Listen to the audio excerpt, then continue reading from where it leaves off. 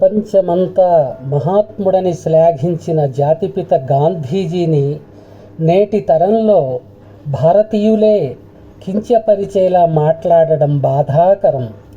పుటక నీది, చావు నీది, బతుకంతా దేశానిది అని కొనియాడిన కాళోజీ మాట అక్షర సత్యం.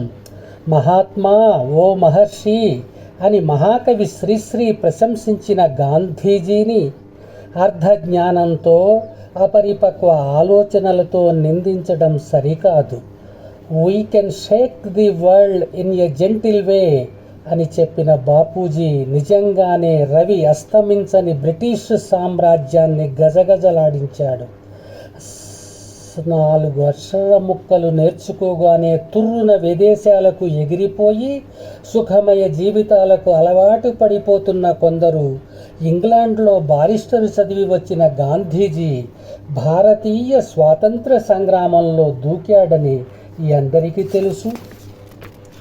దానికి ముందు దక్షిణాఫ్రికాలో నల్ల జాతీయుల హక్కుల కోసం పోరాడాడని అందరికీ తెలుసు. బీహార్లో చంపారణ్య ప్రాంతంలో నీలిమందు రైతులపై జరిగే దాష్టీకాలకు వ్యతిరేకంగా గళమెత్తాడని అందరికీ తెలుసు. ఏ సామాజిక మాధ్యమాలు లేని రోజుల్లో ఒక్క మాటతో యావత్తు భారతాన్ని ఒక్క తాటి మీద నడిపించిన మహనీయుడని అందరికీ తెలుసు.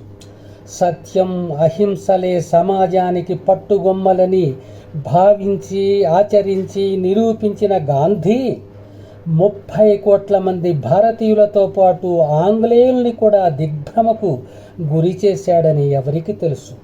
అలాంటి గాంధీజీ స్వాతంత్ర సముపార్జనలో సఫలీకృతమైన సొంత కుటుంబాన్ని త్యాగం చేసుకున్నాడు.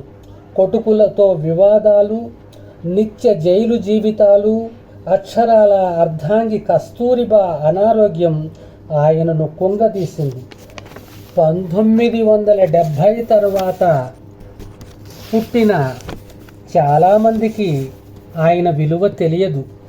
విచక్షణ తెలియని విద్యావంతులు, మేధస్సు తప్ప సహానుభూతి ఎరుగని మేధావులు ఆయనను విమర్శించడంగానే ధ్యేయంగా పెట్టుకున్నారు.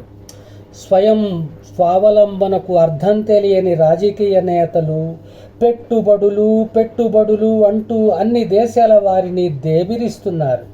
గాంధీజీ విధానాలు, బోధనలు, సిద్ధాంతాలు తెలియని వారు చౌకబారు విమర్శలకు ఒడిగడుతున్నారు.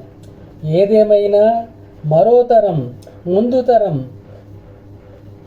వారి మంచితనం, నీ త్యాగనిరతిని, నిస్వార్థతని గుర్తిస్తుంది.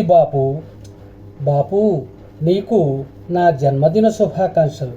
చంద్రప్రతాప్ కంతేటి. మరెన్నో వీడియోల కోసం మా ఛానల్ని లైక్ చేయండి, కామెంట్ చేయండి, షేర్ చేయండి, సబ్స్క్రైబ్ చేయండి. Thank you.